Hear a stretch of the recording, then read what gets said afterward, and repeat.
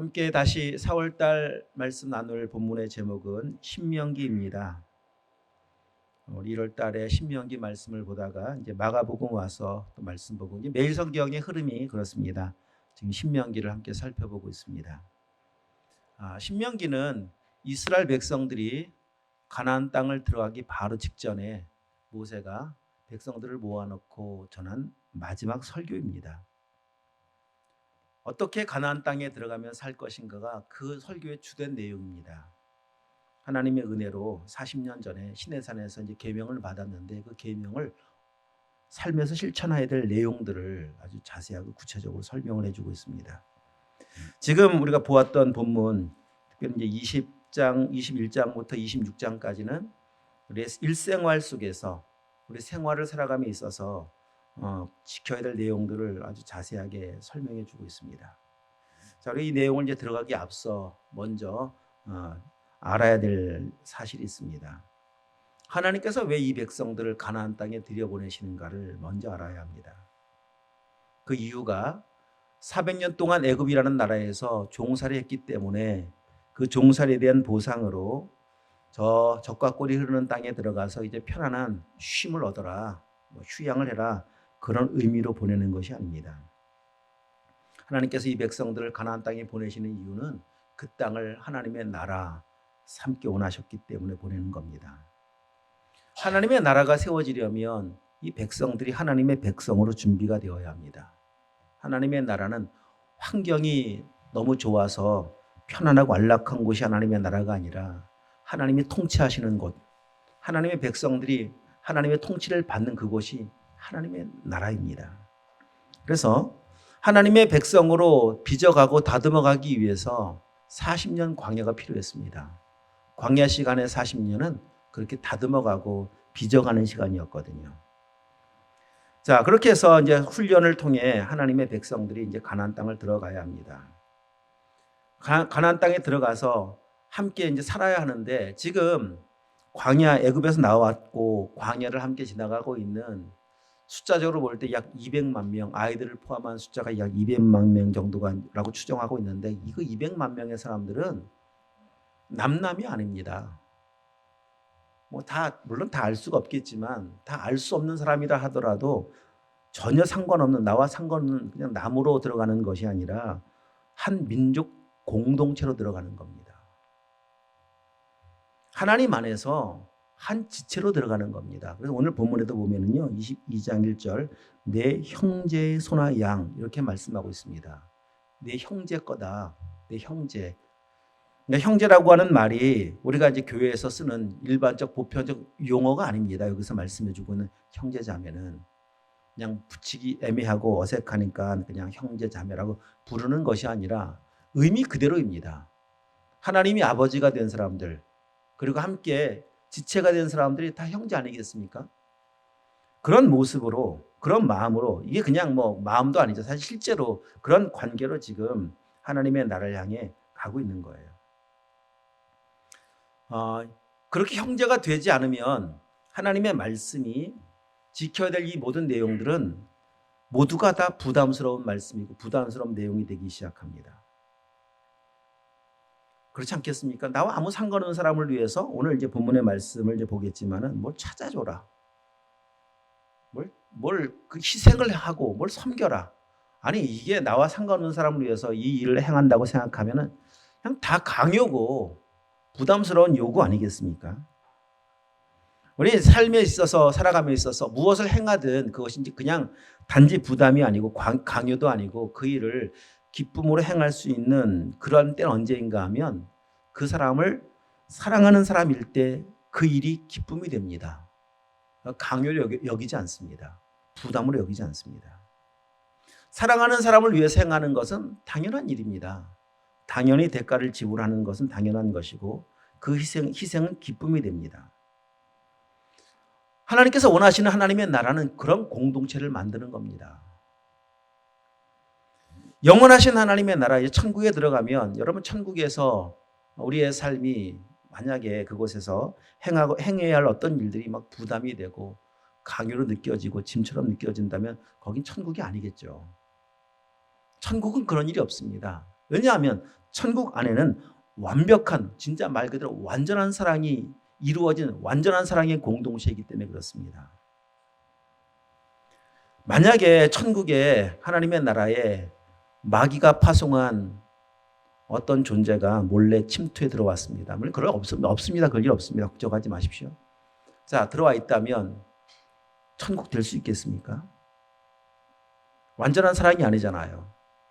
거기 미움을 갖고 들어온 사람이 있습니다. 증오를 가지고 들어와 있는 사람이 있습니다. 천국이 금방 깨어지기 시작할 겁니다.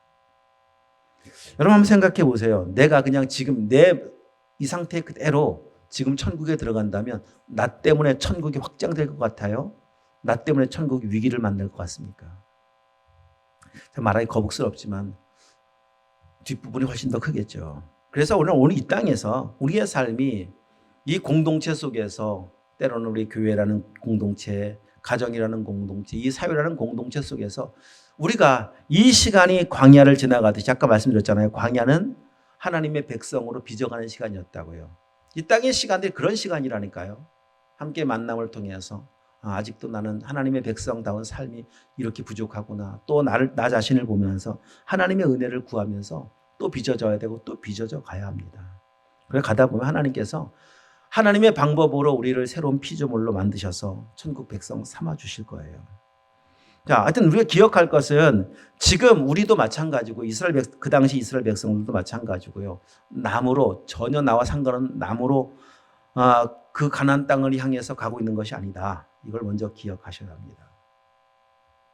그래서 하나님 이 사실 알려주시려고요. 이 공동체가 이 함께하고 있는 이 사람들이 서로 그 문제가 나의 문제이고 그의 아픔이 나의 아픔인 것을 알도록 계속 지금 말씀해 주시고 훈련해 주시고 그 길을 가고 있는 거예요. 21장 앞에 말씀을 잠깐 와서 보시면 21장에서는 어떤 사람이 1절에 나와 있습니다. 피살된 채로 발견이 됐습니다.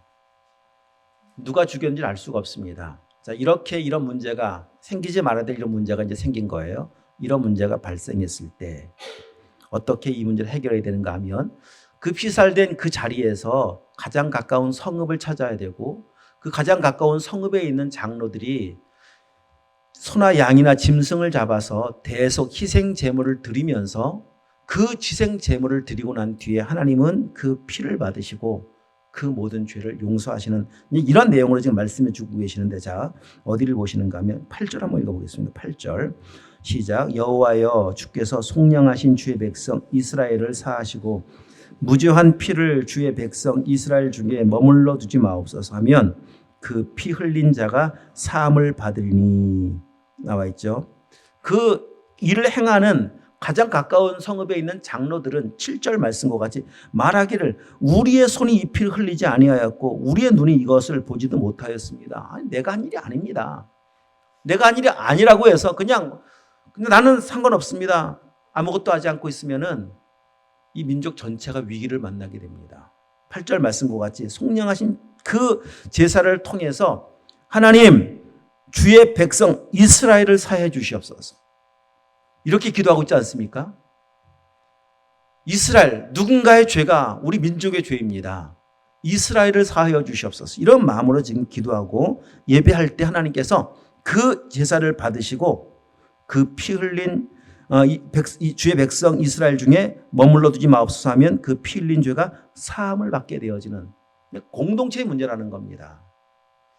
죽은 사람이든 죽인 사람이든 나와 상관없는 사람이 아니라 다 나의 문제처럼 여기고 나의 아픔인 것처럼 여기고 내가 지은 죄처럼 여기고 그리고 하나님 앞에 나가서 제사하는 그런 사람으로 나갈 때 하나님은 그 피를 받으시고 용서하신다고 말씀하시지 않습니까? 공동체 전체 문제인 걸 지금 계속 알려주고 계신 거예요. 이 광야가 지나고 나서 가나안 땅을 점령할 때 아간의 한 사람의 범죄가 이스라엘 민족의 패배로 가져오잖아요. 아간 한 사람만의 죄가 아니라는 겁니다. 잘못한 건 한 사람이지만 왜 민족이 이 전쟁에서 패배를 하게 만드십니까? 함께라고 하는 사실을 계속 알려주기 위한 거예요. 이렇게 함께 하고 있는 사람이 나와 전혀 상관없는 사람이 아니라 나의 형제인 것을 알 때 삶을 살아가는 태도는 달라질 수밖에 없습니다. 어떻게 달라지느냐 오늘 본문에 와서 보시면 자 1절 한번 다시 한번 읽어보겠습니다. 내 형제의 소나 양이 길 잃은 것을 보거든 못 본 채 하지 말고 너는 반드시 그것들을 끌어다가 내 형제에게 돌릴 것이요. 여기 못 본 채 하지 말라.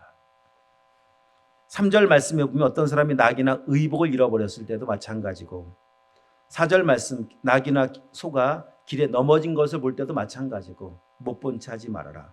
못 본 채 하지 말라는 말을 3번이나 반복하고 있습니다.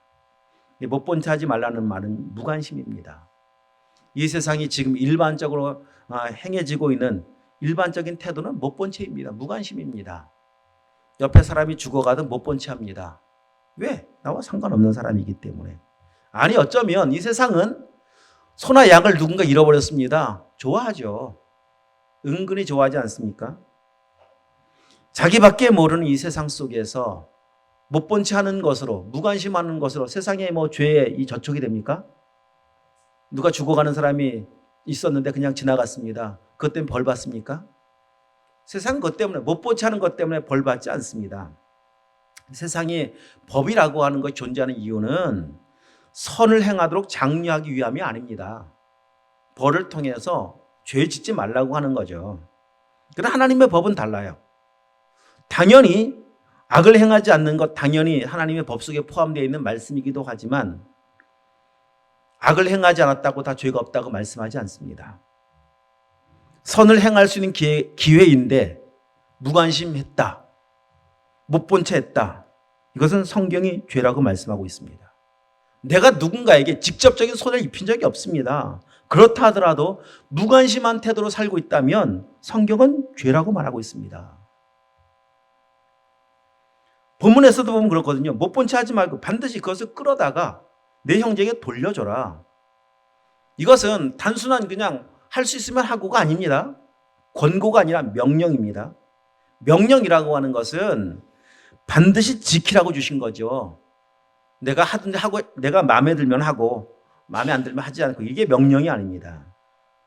지금까지 우리의 삶의 사고는 그랬었죠. 나 다른 사람에게 피 안 줬습니다. 그냥 살았습니다. 그래서 난 문제가 없습니다라고 생각하는 정도의 사고로 살아왔었습니다.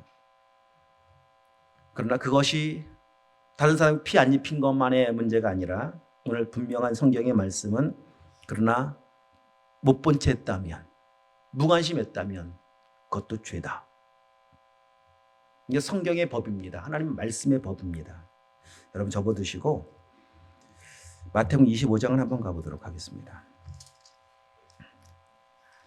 오늘 이 말씀이 참 잘 적용된 신약의 말씀 아마 마태복음 25장일 겁니다. 마태복음 25장 말씀 새 비유가 나와 있는데 마지막 때에 대한 새 비유인데 마지막 비유는 31절 이하 양과 염소의 비유입니다. 인자가 자기 영광으로 모든 천사와 함께 올 때 자기 영광의 보좌에 앉으리니 모든 민족을 그 앞에 모으고 각각 구분하기를 목자가 양과 염소를 구분하는 것 같이 하여 양은 그 오른편에 염소는 왼편에 두리라. 자, 그때 34절 읽습니다. 그때 임금이 그 오른편에 있는 자들에게 이르시되 내 아버지께 복 받을 자들이여 나와 창세로부터 너희를 위하여 예비된 나라를 상속받으라. 자, 그 뒤에 있는 말씀 더 넘어가셔서 어디를 보시는가 하면 41절부터 읽도록 하겠습니다. 마지막 절까지입니다. 또 왼편에 있는 자들에게 이르시되 저주를 받은 자들아 나를 떠나 마귀와 그 사자들을 위하여 예비된 영원한 불에 들어가라. 내가 줄일 때 너희가 먹을 것을 주지 아니하였고 목마를 때 마시게 하지 아니하였고 나그네 되었을 때 영접하지 아니하였고 헐벗었을 때 옷 입히지 아니하였고 병들었을 때와 옥에 갇혔을 때 돌보지 아니하였느니라 하시니 그들도 대답하여 이르되 주여 우리가 어느 때에 주께서 줄이신 것이나 목마르신 것이나 나그네 되신 것이나 헐벗으신 것이나 병드신 것이나 옥에 갇히신 것을 보고 공양하지 아니하더이까. 이에 임금이 대답하여 이르시되 내가 진실로 너희에게 이르노니 이 지극히 작은 자 하나에게 하지 아니한 것이 곧 내게 하지 아니한 것이니라 하시리니 그들은 영벌에 의인들은 영생에 들어가리라 하시니라. 우리는 당연히 저주를 받은 자들, 저주받은 사람들은 엄청난 흉악한 범죄를 지은 자들만 국한지어 생각해 왔지 않았습니까? 근데 지금 성경 말씀을 보십시오.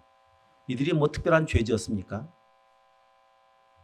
못 본 채 한 거예요. 이들의 죄는 무관심한 겁니다.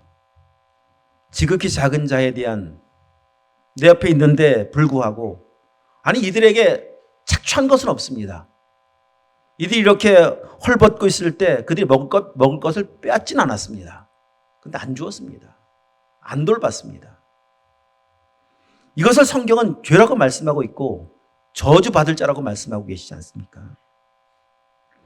한 군데 더 분명하게 언급하고 있는 말씀, 야고보서 4장 말씀 한번 보도록 하십시다.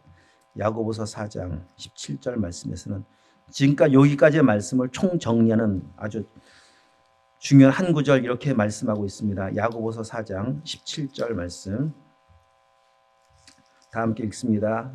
야고보서 4장 17절 시작. 그러므로 사람이 선을 행할 줄 알고도 행하지 아니하면, 한 번 더 읽어요. 시작. 그러므로 사람이 선을 행할 줄 알고도 행하지 아니하면 죄니라. 이렇게 말씀하시죠. 못 본 채 했다면 죄라고 말씀하고 있습니다. 이게 하나님 말씀의 법이에요. 말씀이에요, 말씀. 이제는 우리의 사고가 바뀌어야 합니다.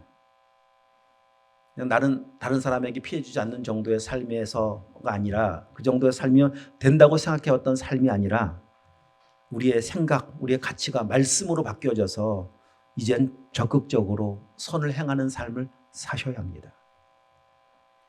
선을 행하는 것에는 수고가 따릅니다. 반드시 희생이 동반을 합니다. 오늘 본문 다시 좀 와서 보시면 2절 말씀 한번 읽어보겠습니다. 2절. 내 형제가 내게서 멀거나 또는 내가 그를 알지 못하거든 그 짐승을 내 집으로 끌고 가서 내 형제가 찾기까지 내게 두었다가 그에게 돌려줄지니. 금방 찾으면 참 좋은데 길거리에서 배회하고 있는 한 소를 보았습니다. 근데 그 사람이, 내 형제가, 그 주인이 멀리 있습니다. 멀리 있는 걸 어떻게 알았을까? 저는 제 나름대로 생각해 본 거예요. 어떻게 알았을까? 어떤 사람이 막 동네를 다니면서 소를 찾고 있습니다. 혹시 이런 소 본 적 없습니까? 본 적 없습니까? 본 적이 없는데요. 제가 소를 잃어버렸습니다. 그래요. 제가 보게 되면 찾아드릴게요. 알려드릴게요. 어디 살고 계신가요? 저는요, 저 유다지파에서 왔어요. 유다지파는 제 남단지파예요. 마지막 남단지파. 단지파는 가장 북쪽에 있거든요. 단지파까지 찾아온 거예요. 얼마나 고생했을까. 근데 나중에 며칠 지나고 난 뒤에 소 한 마리를 발견했는데 그 사람의 찾던 소와 똑같아요. 이 사람의 소 맞구나. 근데 멀잖아요. 어떻게 하겠습니까? 근데 그렇게 알게 되지 않았을까. 또 보면은 내가 알지 못하던 짐승. 그런 것도 없어요. 근데 소 한 마리가 왔다 갔다 하고 있네요. 이게 누구 소지? 동네 주변에 아무리 수소문해 봐도 동네에서 잃어버린 사람은 없고 옆 동네, 이웃 동네 다 없고.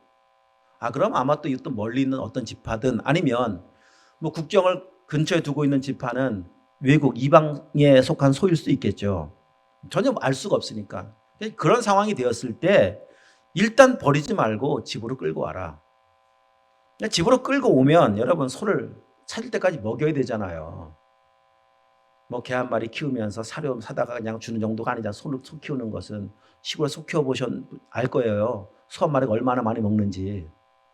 매일 가서 풀 베어와야 합니다.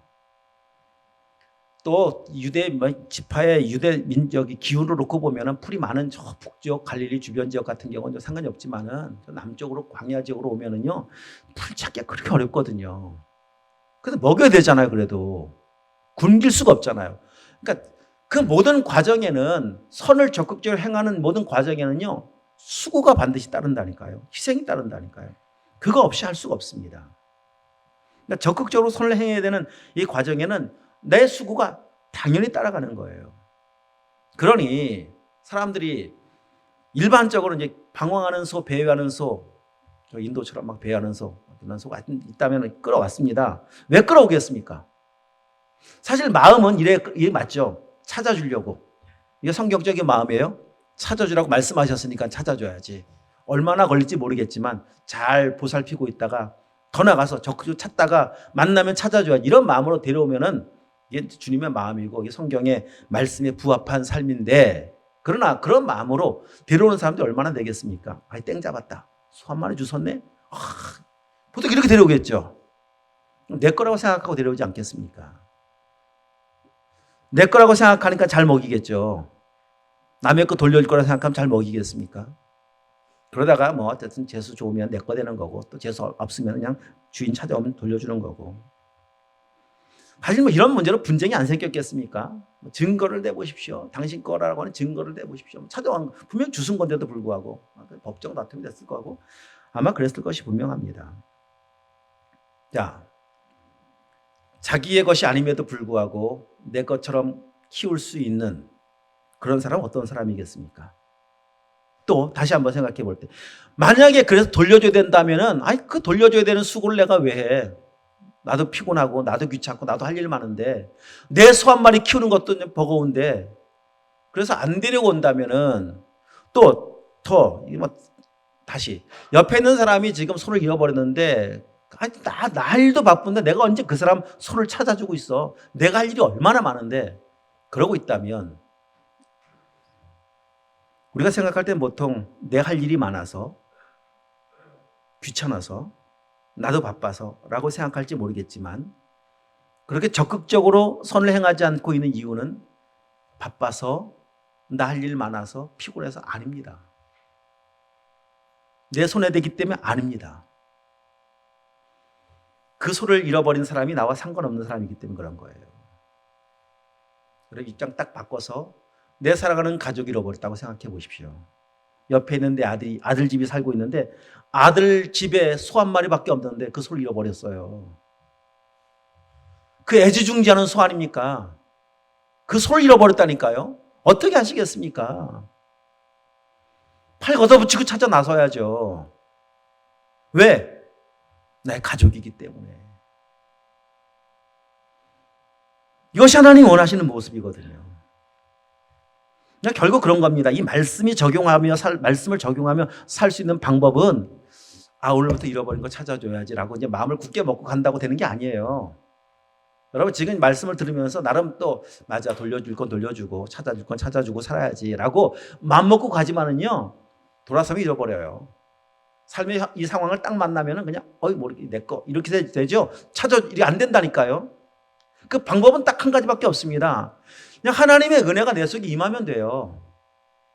하나님의 그 사랑, 나를 찾아주신 하나님의 사랑, 나를 구원하신 하나님의 사랑이 내 속에 부어지면 그 사랑이 충만해지면 성령으로 충만해지면 삶이 바뀌기 이렇게 바뀌어요. 그 전까지는 정말 자기밖에 없어요. 인생 사는데 나밖에 없어요. 나면 되는 거지. 나 여기 초점 맞추고 살고 있는데 하나님의 은혜가 임하면 삶이 이타적으로 바뀌기 시작합니다. 누군가를 돌아보기 시작해요. 관심을 갖기 시작해요. 이거 누구 거지? 이거 잃어버린 사람이 얼마나 마음이 아플까? 생각하기 시작합니다. 은혜가 임해야, 은혜가 우리 속에 있어야, 임해야만 우리의 관심이 다른 사람을 향하기 시작한다니까요. 우리 시선이 다른 사람을 향하기 시작한다니까요. 그 전까지는 절대 그럴 수가 없습니다. 제가 이 간증도 아마 한두 번 했던 기억이 나는 것 같은데 못 들은 분 계실 수 있으니까 제가 예전 이 교회 오기 전 우리 경리복음교회 시절 때입니다. 새벽 기도로 올라가려고 저희 이제 구조가 집에서 나와서 골목을 지나서 교회로 올라가죠. 불과 거리는 짧습니다. 골목입니다. 어두컴컴한 아마 계절이니까 이제 겨울 시즌 봄 되기 전 잘 기억은 안 나지만 하여튼 컴컴한 그 골목길에 교회로 올라가는 골목길에 뭐가 떨어져 있어요. 여기다 쓰레기를 버리고 왔나 싶어서 주웠더니 쓰레기가 아니고 앞치마예요. 앞치마. 음식점에서 이렇게 하고 있는 앞치마 있잖아요. 앞치마를 밥 먹다 여기다 버리고 왔지 라고 생각하고서 버리려고 딱 드는데 묵직해요. 앞치마가 묵직. 그냥 앞치마가 아니네. 이제 올라가서 보니까 이게 식당 손님용 앞치마가 아니라 주인용 앞치마예요. 주인용 앞치마 여기에 돈이 들어있잖아요. 그런 앞치마입니다. 와, 땡 잡았잖아요. 새벽에, 새벽 기도하니까 하나님께서 이 선물을 주시네. 그런 마음을 가지면 이제 못된 마음이죠. 그걸 새벽 기도 올라가는 시간이라니까 지금 제가 눈이 두둑해 아무튼 하루 장사한 거예요. 딱 그 앞치마를 받아든 순간 제 마음에 콩닥콩닥. 안 그랬습니다, 여러분. 콩닥거렸다는 게 뭐예요? 그렇죠. 그런 마음이죠. 욕심이 생긴 거, 욕심. 그런 마음이 안 생기더라고요. 그게 감사하죠. 걱정이 되는 거예요. 이건 내 게 아니니까 찾아줘야 되는데 어떻게 찾지, 이걸 도대체. 하여튼 이런 마음이 딱 밀려오더라고요. 어떻게 찾아주지? 하여튼 예배를 이제 드렸습니다. 예배를 드리고 나서, 끝나고 나서, 이제 집에 내려와서 앞치마를 펼쳐보니 돈이 한 40만 원 정도 있었던 기억이 나고, 거기에 방법이 없어요. 그냥 뭐 앞치마가 무슨 식당이 마크가 있으면 금방 찾는데, 이 식당 마크가 없고 무슨 뭐 보통 술 뭐 이런 거잖아요, 이제. 야, 이거 어떻게 찾나. 근데 거기에 보니까 영수증이 하나 딱 있어요. 영수증. 식당에서 발급한 영수증이 아니라 그 식당에 무슨 그 식당 자재를 납품하는 영수증 있잖아요. 뭐 콩나물 납품하는 이런 영수증이에요. 아무튼.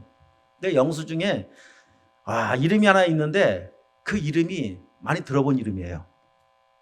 하여튼 뭐 이래저래 하여튼 잘 기억이 어땠는지 안 나네요. 하여튼 그래서 하여튼 연결 이 사람 수소문 저 사람 수소문 하여튼 많이 들어본 것 같아서 혹시 이쪽에 뭐 납품 찾았어요. 그래서 결국은 이제 어느 식당인 걸 알게 되었고 식당에 가서 이제 다 돌려줬죠. 할렐루야 아니겠습니까? 그러니까 제가 이제 이 말씀을 드리는 거, 제가 말씀을 준비할 생각이 났는데 참 그때 제 속에 은혜가 좀 있었죠, 그죠? 이 은혜가 없었으면 내 거예요. 근데 만약 은혜가 없어서 제 속에 집어넣었다. 40만 원 돈을 딱 집어넣었다. 아마 그러고 났었으면 하나님의 징계가 임하지 않을까 싶더라고요. 네 거 아닌데 왜 손댔냐. 하나님의 징계가 외적으로 나타나는 손해가 아닐지라도 하나님의 징계는 내 마음속에 오지 않겠습니까? 어떤 마음으로 올까요? 불안한 마음으로, 두려운 마음으로, 찜찜한 마음으로 오지 않겠습니까? 그 마음 평생 안고 살아야 되잖아요. 이보다 큰 징계가 어디 있어요? 당장 한번 손해보고 나는 건 사실 큰 문제 아닐 수도 있어요. 계속 마음의 불안함이, 이 찜찜함이 가시지 않는 이 상태. 은혜는 이걸 뭐 노력해서 하는 게 아닙니다. 저절로 그 삶을 살아가게 만들어주는 거예요. 누가복음 10장 말씀에 보면 강도 만난 자 이웃이 되어준 사마리아 사람 이야기 알고 계시죠? 강도를 만났어요. 레위인도 제사장도 보고 그냥 지나가요. 근데 성경 말씀이 예루살렘에서 여리고로 지나가던 길라고 성경에 나와 있는 걸 보면은 아마 오늘 주일날 예배를 마치고 집으로 가는 길 이런 의미로도 해석할 수 있거든요. 자, 예배를 인도한 제사장이었습니다. 누구보다 거룩한 예배를 드렸다고 말하는 레위인이었습니다. 근데 그들에게는 강도 만난 자를 보고 오늘 성경 말씀으로 못 본 채 하고 간 거예요. 못 본 채 하고. 무관심하고. 왜? 나와 상관없는 사람이기 때문에.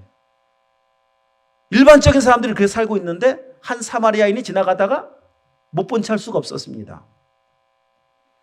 내가 이 일로 공을 세워야지. 오늘 식으로 말하면 유명해져야지. 뭐 이런 공치사기 위한 건가요? 여러분 그 길에 아무도 없어요. 아무도 없는데도 불구하고 다가간 이유는 그 속에 있는 은혜가 그의 몸을, 그의 삶을 이끌어가는 거예요. 그건 뭐 억지로도 아닙니다. 성령께서 그를 강권적으로 주관해서 너 그냥 지나가면 안 되지. 내가 도와줘야지. 내가 살려줘야지. 그렇게 해야죠. 여러분 그렇게 하면서 그 사람이 수고하고 헌신하잖아요. 나중에 그 사람을 치료한 뒤에 돈이 더 들면 저에게 청구하십시오. 제가 더 지불하겠습니다. 여러분 거기서 주는 은혜가 있는 거예요. 무엇인가 하면 그 사마리아인이 강도 만난 그 한 영혼, 죽어가는 영혼을 들쳐안고 달려가면서 살아야 되는데 사람만 계십시오. 막 달려가면서 병원을 찾아가면서 그의 마음 가운데 부어지는 게 무엇이겠습니까? 그렇게 나를 살리신 하나님의 사랑 아니겠습니까? 강도 만난 자를 버리지 않고 찾아오셔서 나를 살려주신 하나님의 사랑을 머리로 알고 있던 하나님의 사랑이 그 사람을 들쳐안고 달려가면서 그의 마음 가운데 부어지는 거예요. 그 마음 가운데 하나님의 평강이 임하는 것이고요. 날 이렇게 사랑하셨구나. 이처럼 사랑하신 하나님의 사랑은 이런 것이었구나. 그보다 큰 보상이 어디에 있습니까? 결국 하나님께서 못 본 채 하지 말아라. 너희 수고도 하고 헌신도 해라. 너 하나 누군가 관계 속에서 피해주지 않는 것으로가 다가 아니라 적극적으로 못 본 채 하지 말고 수고하고 희생하고 섬기라고 말씀하고 있는 것은 그 은혜 주시려고 하는 겁니다. 그 사랑 주시려고 하는 거예요. 세상이 얻을 수 없는, 세상에서 경험할 수 없는 하나님의 사랑 우리 가운데 채워주시려고 주시는 거예요. 그렇게 말씀하시는 거예요. 우리의 삶에서 오늘 이 말씀을 적용하고 순종하시면서 하나님의 사랑을 누리며 사실 수 있기를 축복합니다. 자, 우리 또 5절 이하의 말씀 잠깐만 더 보신다면 5절 한번 읽어보겠습니다. 시작. 여자는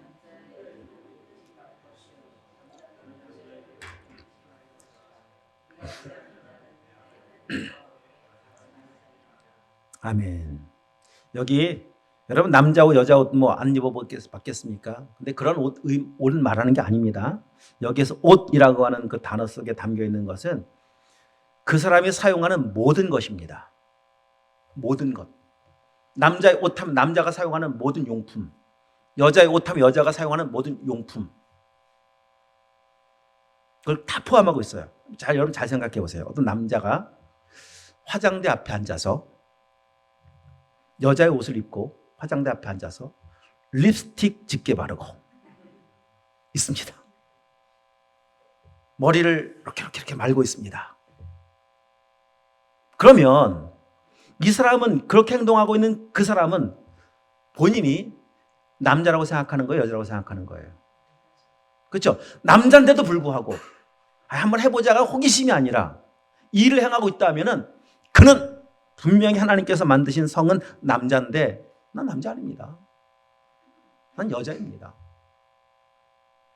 여장 남자, 남장 여자를 하고 다니는 사람도 있죠, 요즘에. 한동안 떠들썩했었던 그 펜싱 선수 사건도 있었잖아요. 있지 않습니까? 그런 일들이. 그래서 어떤 사람들은 아예 나는 남자가 맞습니다라고 하면서 성을 바꿔버리기도 합니다. 성전환 수술을 하기도 합니다. 여러분 이 당시에 그 메소포타미아 그 문서에 보면은요, 그 한 여신 이시타르라는 여신을 숭배할 때 그 여신을 숭배하는 사람들은 다 여자여야 돼요. 그 남자도 거세를 해야 합니다. 그 말은 성을 바꿔야 돼요. 그래야 이 신을 숨길 수 있고 숭배할 수 있거든요. 그러니까 이 말씀을 지금 하나님께서 모세를 통해서 하고 있는 이유는 무엇인가 하면 당시에도 그 수천 년 전 당시에도 성 정체성에 문제가 있었던 사람들이 문제가 있던 세상이었었고 사회로 이미 그렇게 흘러가고 있었다는 겁니다. 내가 누군지 모른 채.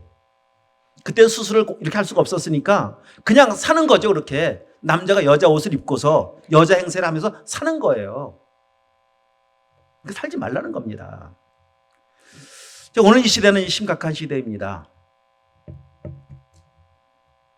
자기는 분명히 여자인데 남자라고 생각하면서 성을 바꾸고, 어떤 사람은 아예 나는 남자도 아니고 여자도 아니고 중성입니다. 이런 사람도 생기기도 하고요. 그러면서 그런 사람들이 지금 목소리를 높이고 있습니다.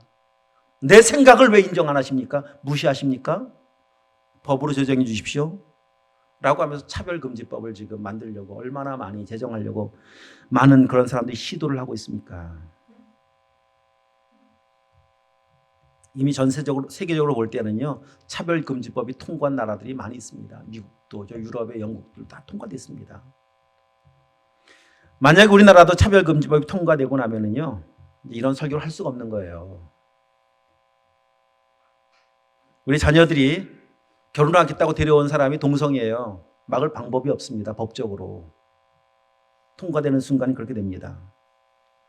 차별금지법이 통과되면요, 제일 먼저 압박이 들어오는 것은 교회입니다. 세상 어떤 기관이 아니 교회예요, 교회. 제일 먼저 문제 삼는 것이 성경책입니다. 왜? 성경책에는 분명하게 말씀하고 있는 동성이 죄인 것을 하나님은 성경에 말씀하시죠. 남자와 여자로 창조하셨다. 다 바꾸라고 말할 거거든요. 왜 남자와 여자만 창조하셨습니까? 문제가 있습니다. 중성도 만드십시오. 성경 뜯어 고치려고 난리를 칠 겁니다.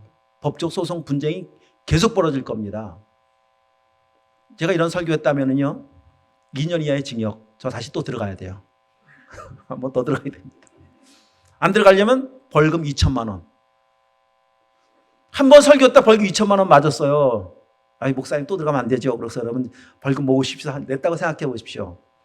자, 벌금 한 서너 번 내고 나면 그냥 1억, 교회가 그냥 웬만한 교회 흔들흔들하지 않겠습니까? 교회가 없어져 버릴 거고요. 교회가 분쟁되기 시작할 거고. 자, 여러분, 제가 계속 이런 설교에서 벌금을 계속 먹어요. 계속. 여러분 어떻게 반응할지 모르겠습니다. 목사님, 그래도 진리의 말씀이시니까 계속 전하셔야 됩니다라고 하는 분도 계실 거고, 아니 하지 마십시오 좀 제발 그런 얘기 좀. 이러면 안 계실까요? 이렇게 생각하면서 이렇게 반응이 나오면은 교회가 분쟁되는 거예요. 무서운 법입니다. 실제로 미국에서는 동성애자가 목사님께 주례를 부탁했습니다. 주례해 주십시오. 난 동성애 주례 결혼할 수 없습니다. 고발했습니다. 차별합니다. 어떤 판결이 나왔는가? 그 목사님 6개월 구류, 감옥살이. 그리고 그 이후에 매일입니다. 매일 $100씩 벌금. 언제까지? 동성애 결혼 주례할 때까지. 실제입니다. 실제로. 우리나라가 2007년도부터 차별금지법을 통과시키려고 계속 조례로 올라오고 있습니다. 벌써 10여 년 동안 싸우고 있는데 머지않아 통과될 수 있습니다. 기도해야 돼요. 제가 지난번에 극동방송을 위해서 기도해달라고 금요기도 때 부탁을 했는데 지금 극동방송이 이런 문제로 지금 재판 중에 있거든요. 2017년에 극동방송에서 차별금지법이 통과된 이후의 문제점, 이런 문제를 가지고서 방송을 한 거예요. 문제를 제기했습니다.